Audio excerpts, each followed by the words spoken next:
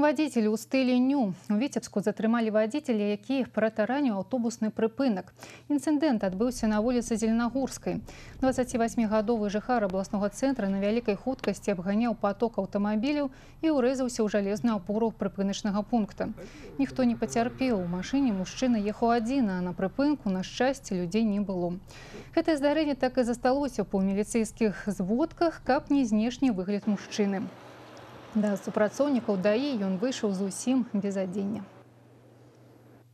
Очевидцы дорожно-транспортного происшествия вызвали сотрудников госавтоинспекции. Когда они прибыли на место происшествия, мужчина находился уже в обнаженном виде.